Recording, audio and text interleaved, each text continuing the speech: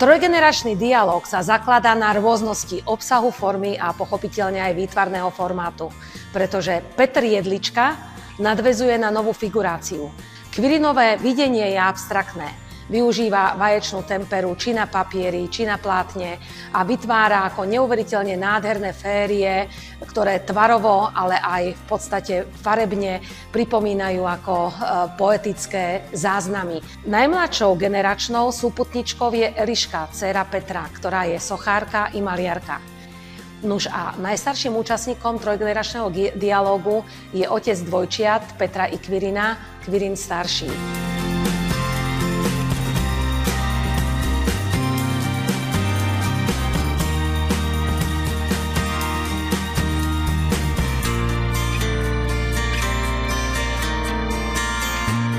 Po vzliadnutí tejto výstavy si myslím, že človek uvidí skutočné problémy, ktoré prináša zdravotný problém, nevyliečiteľná choroba. Niektoré diela nazval autor veľmi silne, napríklad sarkom, nevyliečiteľná choroba, alebo chemo, to je skratka chemoterapie, alebo Bezsenné noci.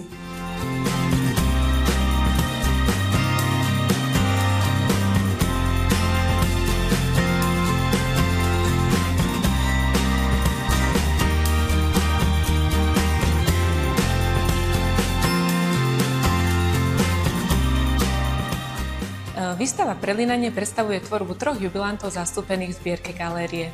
Ponúka stretnutie rozmanitých výtvarných prístupov v médiách maľby, sochy a grafiky. Napriek ich odlišnosti sa tieto prístupy stretávajú v spoločnom uvažovaní o význame umeleckého diela, o vzťahu človeka k prostrediu, materiálu i k sebe samému.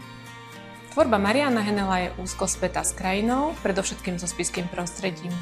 Rudolf Hofer vo svojej sochárskej tvorbe pracuje s kovom ako nositeľom významu. William Pirchala prepája vo svojej tvorbe grafiku, maľbu i sochu. Jeho diela sú založené na rozprávaní archetypálnych životných situácií, v ktorým sa prelínajú motívy rodiny s kresťanskou symbolikou.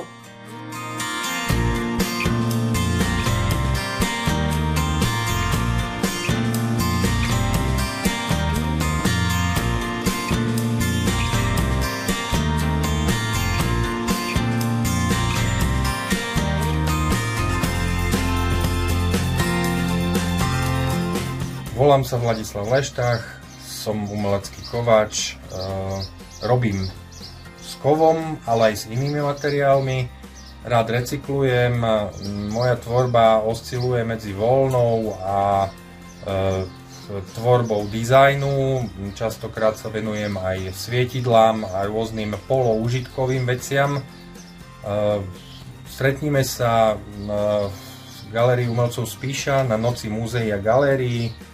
Srdečne vás pozývam a môžeme sa o mojej tvorbe potom porozprávať viac a vidíme sa.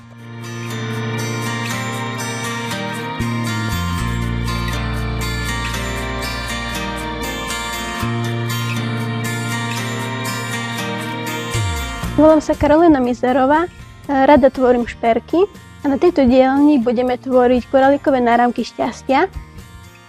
To sú vlastne náramky z mojej tvorby, ale v voľnom čase sa venujem aj dôležitejším náramkom a aj iným šperkom, ako sú náhrdelníky, prstenie alebo náušnice.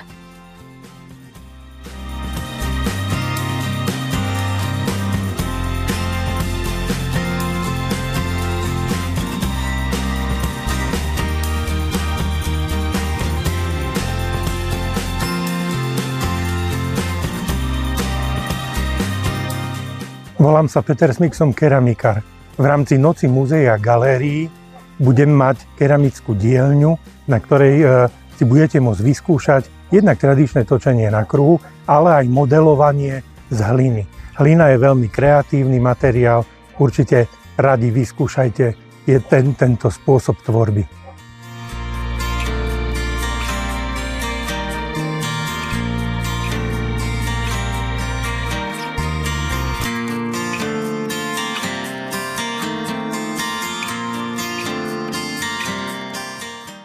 Moje meno je Jitka Nováková, som výtvarnička a zaoberám sa rôznymi kreatívnymi a výtvarnými technikami.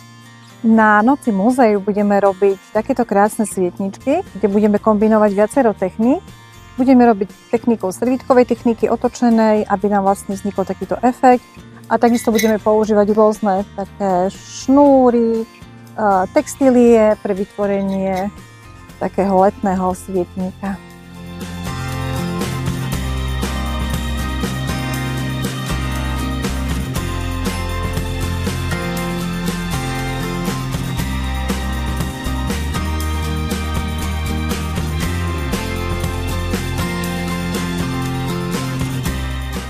Prečo vidieť Richarda Roháča? Je to super výtvarník, veľmi silné práce vás tu čakajú v Galérii umelcov Spiša. Uvidíte výraz, expresivitu a ponoríte sa do čiernej farby, ktorá vás pohltí, tak skúste si prísť zaplávať v čiernote tvorby Richarda Roháča.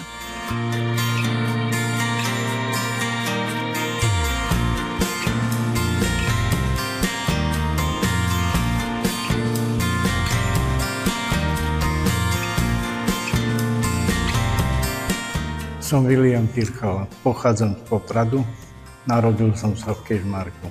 Ale moja mama by mala teraz asi 100 rokov, ona pochádza zo Spišskej Novej Vsi. Preto vystavujem ako v Čikle jubilanti v Spišskej Novej Vsi.